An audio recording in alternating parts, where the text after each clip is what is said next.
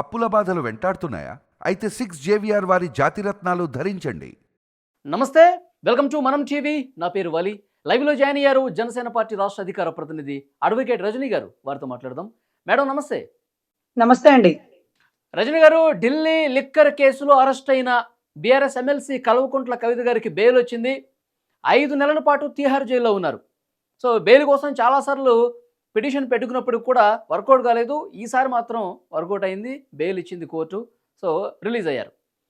ఇక్కడ ఆంధ్రప్రదేశ్లో కూడా మద్యం స్కామ్కి సంబంధించి పెద్ద ఎత్తున ఆరోపణలు వచ్చిన విషయం తెలిసిందే. దాని మీద ఇన్వెస్టిగేషన్ జరగాల్సిన పరిస్థితి ఉంది. సో ఈ రెండింటిని లింకప్ చేయాల్సిన పరిస్థితి ఏమన్నా కనిపిస్తుందా? ఈ రెండు మద్యం కేసులే కదా సార్, ముఖ్యంగా నిన్నటి రోజు సుప్రీంకోర్టులో జస్టిస్ గవర్ విశ్వనాథన్ గారి నేతృత్వంలో కోర్ట్ నెంబర్ 4లో ఐటమ్ నెంబర్ 19లో ఆవిడకి బెయిల్ ఇచ్చింది. గ్రౌండ్స్ ఏంటి? గైనిక్ డిజార్డర్తో ఉన్నారు, లేకపోతే చాలా హెల్త్ ఇష్యూస్తో ఇబ్బంది పడుతున్నారు అనేది ఒక ప్రాసెస్. అయితే ఎంత ఇబ్బంది పడుతున్నా సరే హాస్పిటల్స్లో అంటే తిహార్ జైలుకి సంబంధించిన హాస్పిటల్లో ట్రీట్మెంట్ ఇప్పిస్తారు, బయటికి వెళ్లే వెసులుబాటు ఇవ్వరు. ట్రయల్ కోర్టులో బెయిల్ అడిగింది, హైకోర్టులో మా పిల్లోడికి ఎగ్జామ్స్ బెయిల్ కావాలని అడిగింది, అక్కడ రిజెక్ట్ చేశారు. హైకోర్టు నుంచి సుప్రీంకోర్టుకు వచ్చారు. ఇప్పుడు గైనిక్టా లేకపోతే ఆవిడ హెల్త్ ఇష్యూసా, ఒకేసారి 10 కేజీలు బరువు తగ్గిందనా? ఇవన్నీ కాదు. సిబిఐ కేసు, ఈడీ కేసులో ఛార్జ్ షీట్లు కంప్లీట్ అయిపోయింది, సప్లిమెంటరీ ఛార్జ్ షీట్లు వేస్తారు. అంటే ఆవిడ దగ్గర తీసుకోవాల్సిన ఇన్ఫర్మేషన్ మొత్తం తీసేసుకున్నారు. ఇక ఆవిడ ఎక్కడ తిరిగినా ఆ కేసు వీళ్ళ చేతుల్లో ఉన్నట్టే. అంటే గాలిపటం ఆకాశంలో ఎగిరిన దారం వీళ్ళ చేతిలోనే ఉన్నట్టుగా సిబిఐ చేతిలోనే అంతా ఉంది. ఒక ఆడ మనిషి ఒక కల్వకుట్ల కవితని బయటికి పంపిస్తే కేసుని ప్రభావితం చేస్తుందనడానికి ఆవిడికి మించిన పైల్వాన్లు, తోపులు, తురుములు, వాళ్ళన్న కేటీఆర్, వాళ్ళ నాయన కేసీఆర్ వీళ్ళందరూ ఉన్నారు కదా, వాళ్ళందరూ ప్రభావితం చేసేస్తారు కదా. ఈమెను ఆపేసి 5 నెలల లోపల పెట్టి ఈ రోజు ఏం జరిగింది అంటే సప్లిమెంటరీ ఛార్జ్ షీట్ కంప్లీట్ అయిపోయిందండి. ఆ కేసుకి సంబంధించిన అప్పట్లో మీకు తెలుసు శరత్ చంద్రారెడ్డి గారు కానీ, మాగంటి వారు కానీ వీళ్ళందరూ కూడా అంటే ఆ అడ్వకేట్ చెప్తున్నారండి. అడ్వకేట్ ఏం చెప్తున్నారంటే కేసుని ఒప్పుకున్న వాళ్ళకి బెయిల్ ఇచ్చేస్తున్నారు, మేము ఆ నేరం చేయలేదన్న వాళ్ళని కుట్రకోణంతో అరెస్ట్ చేస్తున్నారు అని. అరుణ్ పిల్లైకి సంబంధించి చార్టెడ్ అకౌంటెంట్ అండి కవిత గారికి సంబంధించి. అరుణ్ పిల్లై గారికి సంబంధించిన 7 స్టేట్మెంట్స్ రికార్డ్ చేసుకున్నారు. ఈ 4-5 స్టేట్మెంట్స్ లో ఏదైతే కల్వకుట్ల కవిత గారికి ఆపోజిట్ గా ఉండేవి మాత్రమే కోర్టు కన్సిడర్ చేసిందట. మరి 2 సార్లు కల్వకుట్ల కవిత గారికి ఫేవర్ గా ఇచ్చారు కదా, అదెందుకు కన్సిడర్ చేయరని అడుగుతారు అడ్వకేట్. అవును సార్, ఆవిడ కింద పని చేస్తున్నాను కాబట్టి ఆవిడ డబ్బులు ఎటువైపు నుంచి దారి మళ్లించాలో, ఎక్కడెక్కడ దాచిపెట్టిందో, ఈ 100 కోట్ల స్కామ్ ఏంటో మొత్తం నాకు తెలుసా, నన్ను ఇబ్బంది పెట్టింది కాబట్టి ఆ రోజు ఆవిడకి ఫేవర్ గా చెప్పా, ఈ రోజు నేను ఓపెన్ గా చెప్తున్నాను అంటాడు. అంటే ముందు ఇచ్చిన స్టేట్మెంట్ ఎందుకు రికార్డ్ చేసుకోరు అని అడుగుతున్న వాళ్ళకి తెలియాలి కదా. అప్పుడు భయపెట్టో, బలవంత పెట్టో, బెదిరించో చెప్పించారనే కదా అతను వాంగ్మూలం ఇచ్చి ఈ రోజు లొంగిపోయాడు, అంటే అప్రూవర్ గా మారిపోయాడు. సో ఇంకొకటి సార్, బెయిల్ వచ్చేసింది కదా అంటే ఈవిడేదో నిర్దోషం బెయిల్ రాల. కోర్టు ప్రొసీజర్ తో 4 పొడిచినోడికైనా 5 పొడిచినోడికైనా కొంత లెక్కలో లోపల పెడతారు. ఛార్జ్ షీట్ అంతా నమోదు చేశాక బెయిల్ మీద బయటకు వదులుతారు. కేసు అంతా అయిపోయాక అతనికి శిక్ష పడుతుంది, అతను అరెస్ట్ అవుతాడు. 7 ఏళ్ల 10 ఏళ్ల లోపల ఉంటాడు. మళ్ళీ 7 ఏళ్ళు 10 ఏళ్లలో 5 ఏళ్లు లోపల ఉన్నాక మళ్ళీ బెయిల్ పెరల్ మీద బయటకు వస్తారు. కొంత టైం ఉంటది. ఇదంతా ప్రొసీజర్ సార్. కల్వకుట్ల కవితకైనా సాధారణ ఛార్జ్ షీట్లు కంప్లీట్ అయినాయని బెయిల్ వచ్చిందా, లేదంటే పొలిటికల్ డీల్స్ కంప్లీట్ అయ్యాయని బెయిల్ వచ్చిందా? ఇలాంటి విమర్శలు కూడా వస్తున్నాయి. సార్ దాంట్లో మనం ఏమీ చెప్పలేము. ఇన్ని సంవత్సరాల నుంచి రాని అయోధ్య రామజన్మ కేసు జడ్జిమెంట్ ఇప్పుడు ఎలా వచ్చిందని ఎంతో మంది అడుగుతుంటే మాకు తెలియదు. ఆధారాలు ఉన్నాయి కదా, వచ్చినాయి అంటే గతంలో ఎందుకు రాలేదంటారు, అది మాకు తెలియదు. అక్కడ కూడా పొలిటికల్ ఉంటుందా అంటే ఏమో సార్. మేము నమ్ముకున్న న్యాయస్థానంలో, అత్యున్నత న్యాయస్థానంలో న్యాయం దొరుకుతుంది, న్యాయం జరుగుతుందని భావిస్తుంటాం. ఇక్కడ కూడా పొలిటికల్ ఇన్ఫ్లుయెన్స్ తో సుప్రీంకోర్టులో బెయిల్ వచ్చిందా అంటే సుప్రీంకోర్టు జడ్జిలను సైతం కేసీఆర్ గవర్నమెంట్ ప్రభావితం చేస్తుందా? కేసీఆర్ గారు ఇప్పుడు ఎవరితోనో పొత్తు పెట్టుకోబోతున్నారా? లేకపోతే రాగల టైంలో కేసీఆర్ గారి విల్లాలేవో పగలగొడుతున్నారని విన్నాం. N Convention పగలగొట్టేశారట.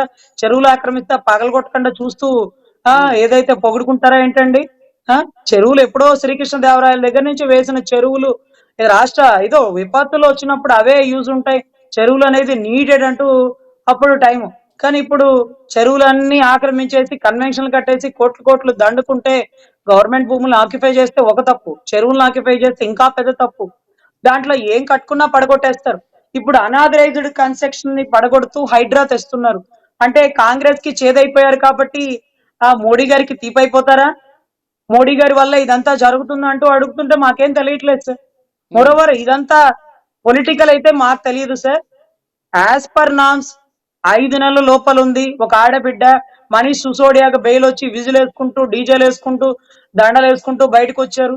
మరి ఏంటో ఆయన జైల్లోకి 17 వెళ్ళిన నెలలు వాళ్ళు ఉన్నాడు సార్. మేడం. కవిత గారు 5 నెలలే. ఆయన 17 నెలలు ఉన్నారు. ఇంకా పాపం ఆయన ఆమ్ ఆద్మీ పార్టీ కేజ్రీవాల్ గారు బ్రాండ్ అంబాసిడర్ ఆయన లోపల ఉన్నాడు. ఏంటో సార్ ఈ రాష్ట్రంలో 100 కోట్లకే చించేసుకుంటున్నారు. ఆ రాష్ట్రంలో చూడండి వేల కోట్లు దారి మళ్ళీపోతాయి. బటన్ నొక్కుతూ ఎన్ని కోట్లు దారి మళ్ళీ చేశారు. సో ఇవన్నీ కూడా వెలుగులోకి వస్తాయి సార్. కల్తీ మందు అనేది ఇంకా పెద్ద క్రైమ్ సార్. ప్రజల ప్రాణాల్ని పలంగా పెడుతూ ఆల్కహాలిక్ పర్సంటేజ్ పెట్టేస్తూ లేకపోతే కొంత మిథైల్ అనే కెమికల్ కూడా కొంత మిక్స్డ్ అవుతుందంటారు. లేకపోతే కొంత ఏదైతే డ్రగ్స్ కలుస్తున్నాయి అంటున్నారు. ఇవన్నీ కూడా మాకు అర్థం కావట్లేదు సార్. సో మోరోవర్ ఇక్కడ చాలా పెద్ద ఇబ్బంది అనేది ఎదురవుతది రాష్ట్రంలో. తవ్వుతున్నారు. ఎలుకలు దొరుకుతాయా? కొండల్లోంచి ఏం బయటకు వస్తాయి అంటే కొండ చిలువలు బయటకు వస్తున్నాయి సార్. నాకు ఓకే. తెలిసి ఆవిడ గతంలో కవిత గారు ఒక 9 ఫోన్లు వరకు ధ్వంసం చేశారు. అరుణ్ పిల్లై గారు చెప్పినట్టు ఆ ఫోన్ లో చాలా డేటా ఉంది. యాపిల్ ఫోను లేకపోతే గెలాక్సీ కొత్త వర్షన్ ఫోన్ అంటూ ఇది మీరు గతంలో వాడిన ఫోన్ ఏది? అది పగలు కొట్టేస్తా. అది మా పనమ్మాయికి ఇచ్చా. Okay done. దాని బ్యాక్‌గ్రౌండ్ ఇన్ఫర్మేషన్ బ్యాకప్ పెడితే రావాలి కదా! బ్యాకప్ ఇన్ఫర్మేషన్ కూడా రానంత గట్టిగా ఎంత పెద్ద టెక్నాలజీ వాడి ఇన్ఫర్మేషన్ మొత్తం డిలీట్ చేశారంటే హ్మ్. ఏదో పెద్ద ఇన్ఫర్మేషన్ ఆ ఫోన్‌లో ఉన్నట్టే కదా! హ్మ్. సో సంథింగ్ ఏదో హ్యాపెనింగ్ సార్. ఆ 9 ఫోన్‌లో చాలా డేటా ఉంది. అరుణ్ పిల్లై గారి స్టేట్మెంట్‌లు కూడా ఉన్నాయి. కొన్ని ఓకే. ఫోన్‌లు ధ్వంసం చేశారు. అంటే లక్షలు ఖరీదుండే ఫోన్‌లని పని వాళ్ళకి ఇస్తారా సార్? రూ. 1000 జీతం పెంచడానికి సంవత్సరమే కదా అయింది. అప్పుడే రూ. 100 పెంచుతారా ఏంటి అని మాట్లాడతారు. ఏకంగా లక్షలు ఫోన్‌లు ఇచ్చేంత సహృదయులా వీరు?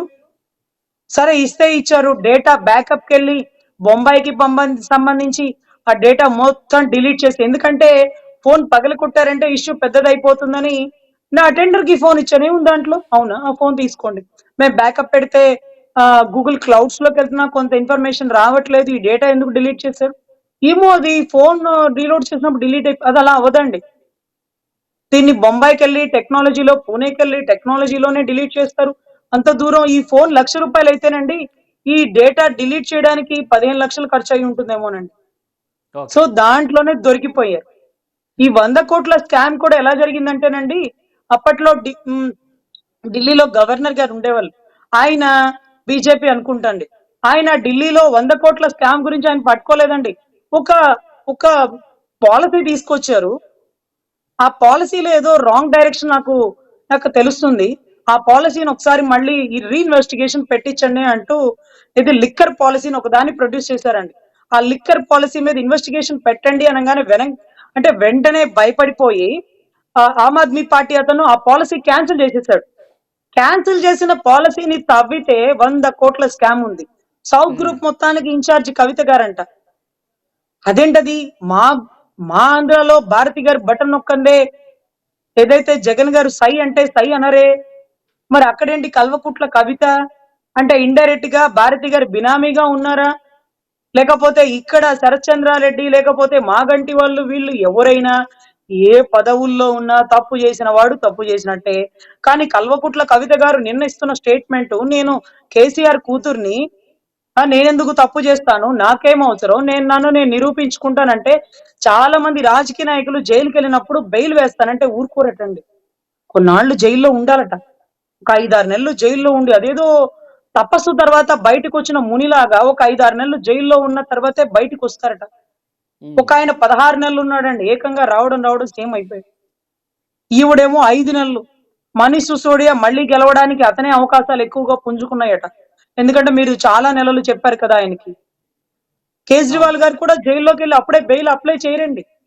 హ్మ్.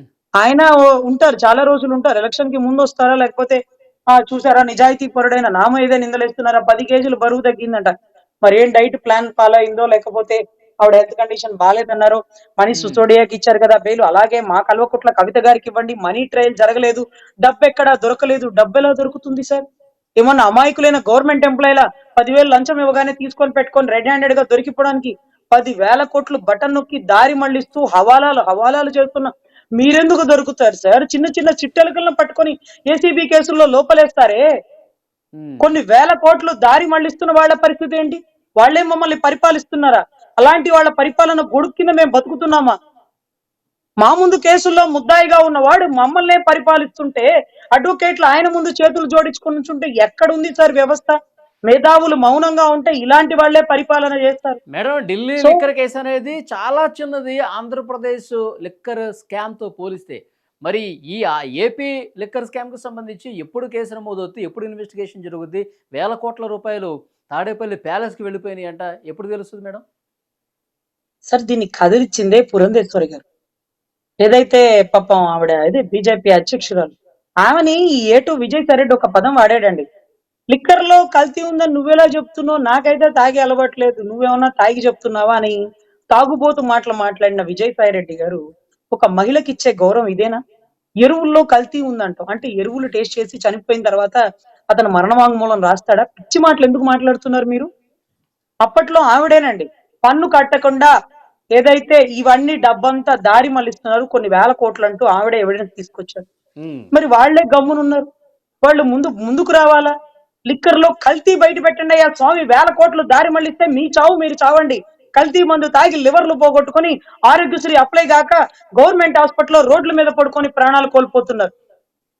సంపాదించుకున్న ఆస్తులు మొత్తం హాస్పిటల్కి పెట్టి హారతి కర్పూరం అయిపోయి బిడ్డల్ని చదివించుకోలేక భర్తని కాపాడుకునే ప్రయత్నంలో ఉన్న భార్య తల్లి. ఇటువంటి పరిస్థితుల్లో వేల కోట్లు అదేంటి సార్? ఈనో ప్యాకెట్ కొనుక్కోవడానికి కూడా స్కానర్లు వాడతాం మెడికల్ షాప్కి వెళ్ళి, కానీ వేల రూపాయల మందు సీసాలు కొనుక్కోవడం మాత్రం డబ్బులు ఇవ్వాలి. ఈ డబ్బులు ఎటువైపు దారి మళ్లిస్తున్నారు? కోర్టు డైరెక్షన్ కూడా ఇచ్చింది, అన్ని చోటల మందు దగ్గర లిక్కర్ల దగ్గర ప్రతి దగ్గర మీరు వీటికి సంబంధించినవే వాడాలి, phone pay Google pay transaction through account ద్వారా జరగాలని. అరే మేము తిరుపతికి వెళ్ళి ఒక 100 రూపాయలు రూమ్ బుక్ చేసుకోవాలంటే దానికి అడ్వాన్స్ ఇంత కట్టాలి, అది కూడా త్రూ అకౌంట్ అంటారు. పాపం అకౌంట్ కూడా తెలియని వాడు సార్ మాకు బ్యాంక్ అకౌంట్ లేదో లేకపోతే నాకు ఈ ఫోన్ పే ట్రాన్సాక్షన్ తెలీదు, మాకు రూమ్ కావాలంటే ఇవ్వరు సార్. 100 రూపాయలు అకౌంట్ నుంచే ట్రాన్స్ఫర్ చేయాలి, అది ఎవిడెంట్రీ, అది ట్రాన్స్పరెంట్ గా పడే డబ్బు. మరి అలా ఎందుకు ఇంప్లిమెంట్ చేయట్లా లిక్కర్ లో? ఏ ప్రభుత్వాలు వచ్చినా దాన్ని ఇంప్లిమెంట్ చేయాలి సార్. ఆ రోజు గళమెత్తి మాట్లాడినటువంటి బీజేపీ అధ్యక్షురాలు ఈ రోజు మాట్లాడాల. లిక్కర్ లో వేల కోట్లు ఎందుకు దారి మళ్లుతున్నాయో అడగాల. లిక్కర్ లో కల్తీ అని అడగండి అమ్మ స్వామి, పోయే ప్రాణాలను కాపాడొచ్చు అంటున్న రాష్ట్ర ప్రజలు. సో ఎనీవే వాళ్ళ బాధ్యత చాలా ఉంది సార్. 100 కోట్లకే నోరు తెరిచే వాళ్ళకి ఇక్కడ కొన్ని లక్షల కోట్లు దారి మళ్లిపోతుంటే 25 ఏళ్లకి మందు బాబుల్ని అంటే మందు బాబులు భార్య మెళ్ళలో పుస్తులు తాకట్లు పెడతారు. అంటే తాకట్లు పెట్టే వాళ్ళని తాగుబోతులు అంటే తాగుబోతులనే 25 ఏళ్లకి తాకట్టు పెట్టిన గత ప్రభుత్వ బండారం ఇంకా ఎందుకు బయట పెట్టట్లేదు అంటున్న ప్రజలు, వీరందరికీ మీరు సమాధానం చెప్పాలి. ఓకే, చూద్దాం మేడం, అన్ని నిజాలు కూడా త్వరలోనే బయటకు వస్తే ఏం జరుగుతుందో చూద్దాం. Thank you very much Rajani గారు. నమస్తే.